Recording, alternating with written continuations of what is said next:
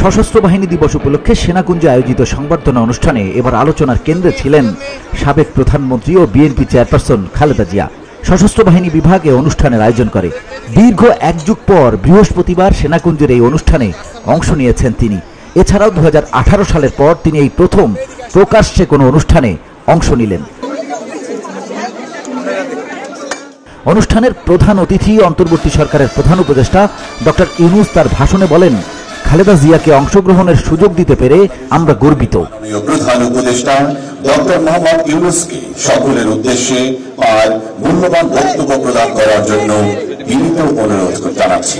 আজ আমরা বিশেষভাবে সৌভাগ্যবান এবং সম্মানিত যে বাংলাদেশের 3 বারের নির্বাচিত প্রধানমন্ত্রী বীর মুক্তিযোদ্ধা শহীদ রাষ্ট্রপতি জিয়াউর রহমানের স্ত্রী বেগম খালেদা জিয়া আজ এখানে আমাদের মধ্যে উপস্থিত আছেন।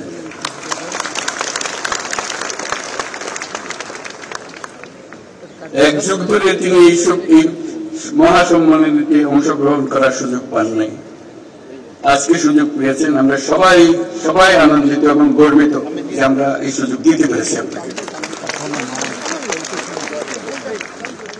শারীরিক অসুস্থতা সত্ত্বেও এই বিশেষ দিবসে সবার সঙ্গে শরীর খাওয়ার জন্য আপনাকে আবারও ধন্যবাদ। অনুষ্ঠানস্থলে পৌঁছলে বিএনপি নেত্রীকে অভ্যর্থনা জানান 3 বাহিনীর প্রধান। বৈষম্য বিরোধী ছাত্র আন্দোলনের নেতারাও খালেদা জিয়ার সঙ্গে দেখা করে কুশল বিনিময় করেন। সশস্ত্র বাহিনীর বর্তমান ও সাবেক সদস্য, রাজনৈতিক নেতা, আমলা এবং সুশীল সমাজের প্রতিনিধিদের অনেকে তার সঙ্গে দেখা করে স্মৃতিচারণ করেন।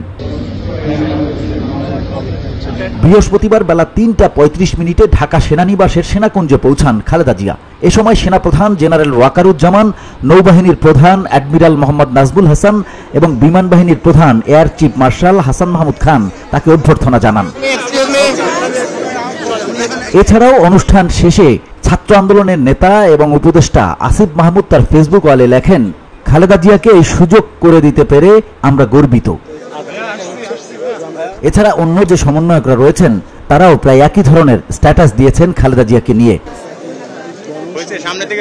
বাংলাদেশের সবকিছুর কেন্দ্রবিন্দুতে এখন বিএনপি চেয়ারপারসন বেগম খালেদা জিয়া। অথচ পতিত স্বৈরাচার আওয়ামী লীগ এই খালেদা জিয়াকে হেয় প্রতিপন্ন করার জন্য এমন কিছু নেই যা করেনি। তার বিরুদ্ধে একাধিক মামলা দিয়েছে, কারাগারে নিয়েছে ওই পতিত শেখ হাসিনার সরকার।